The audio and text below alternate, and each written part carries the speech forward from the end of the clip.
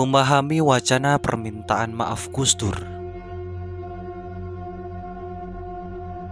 Selama ini banyak terjadi kesalahpahaman terhadap wacana atau gagasan permintaan maaf yang dilontarkan oleh Gus Dur terhadap para korban G30S PKI. Sebuah peristiwa pertumpahan darah yang melibatkan banyak pihak baik dari PKI, NU, serta elemen masyarakat lainnya, termasuk kelompok nasionalis. Dalam peristiwa tragis tersebut, semua merasa sangat terharu.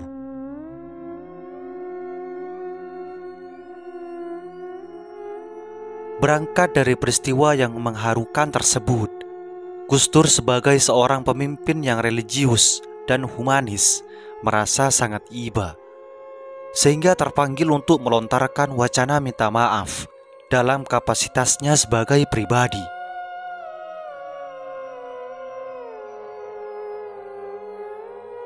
Tanggung jawabnya sebagai seorang pemimpin terhadap masyarakat yang dipimpin, dengan harapan wacana tersebut segera disambut oleh kalangan PKI dengan melontarkan wacana permintaan maaf serupa.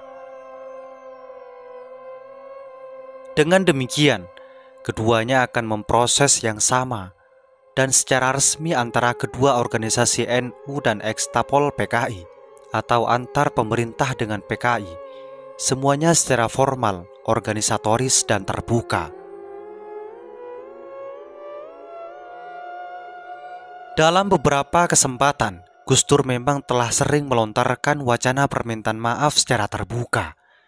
Di antaranya, pernyataannya disampaikan dalam dialog interaktif Secangkir Kopi yang disiarkan TVRI pada tanggal 14 Maret pada tahun 2000. Pernyataan itu kemudian dilansir oleh harian Kompas edisi 5 Maret pada tahun 2000, sehari setelah acara tersebut ditayangkan, menyebutkan pernyataan Gus Dur bahwa sejak dahulu ketika masih menjadi Ketua Umum PBNU, dirinya sudah meminta maaf terhadap para korban G30S PKI. Pernyataan serupa juga disampaikan dalam berbagai forum LSM. Dalam suatu pertemuan sambil makan malam dengan beberapa orang yang memperoleh suaka politik dari pemerintah Prancis karena dituduh komunis di restoran Koperasi Indonesia di Paris pada tahun 1995.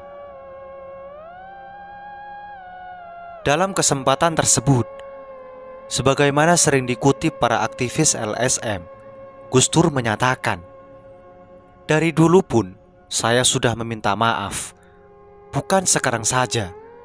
Tanyakan pada teman-teman di Lembaga Swadaya Masyarakat atau LSM. Saya sudah meminta maaf atas segala pembunuhan yang terjadi terhadap orang-orang yang dikatakan sebagai komunis." Meskipun beberapa kali hal tersebut dinyatakan di berbagai forum, khususnya forum LSM, namun secara faktual belum pernah menyampaikan permintaan maaf secara formal. Belum pernah ada forum resmi atau tulisan resmi baik secara institusional maupun individual yang menyampaikan permintaan maaf tersebut. Ini artinya, secara pribadi, Gus Dur telah berusaha mengawali permintaan maaf, tapi belum pernah disampaikan secara resmi organisatoris yang didiskusikan dengan para pengurus NU dalam rapat organisasi atau dengan para ulama sepuh di berbagai pesantren yang selama ini menjadi panutan Gus Dur. Dalam kenyataannya, belum ada respon positif dari pihak PKI. Bahkan ada kecenderungan untuk menolak ajakan tersebut. Maka wacana tersebut juga belum direspon secara resmi oleh PBNU. Sejauh ini, memang terjadi beberapa obrolan informal dengan Pramudya Anantatur saat Gus Dur berkunjung ke rumah Pramudya pada awal tahun 1995, atau saat Pram mengunjungi Gus Dur, tepatnya ke Istana Negara. sempat memperbincangkan masalah rekonsiliasi itu dengan Pram. Saat itu Gus Dur menyatakan bahwa kalau perlu minta maaf kepada PKI, maka dirinya akan meminta maaf. Mendengar pernyataan itu, Pram balik bertanya, apakah permintaan maaf ini sikap pribadi atau institusi?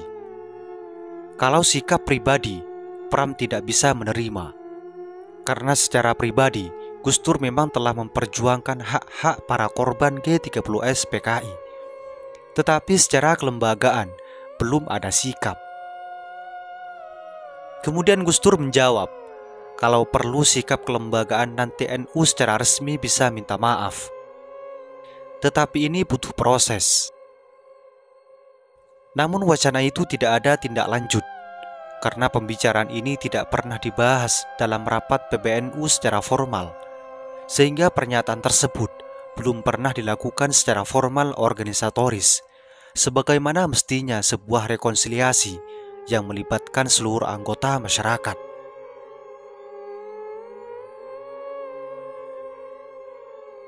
Bentuk rekonsiliasi alami dari pengurus NU, bahwa beberapa pasukan Ansor yang ikut membunuh orang-orang komunis, mereka ikut datang ke rumah mereka, melakukan takziah, membacakan tahlil, dan sebagaimana inilah yang disebut dengan rekonsiliasi alami.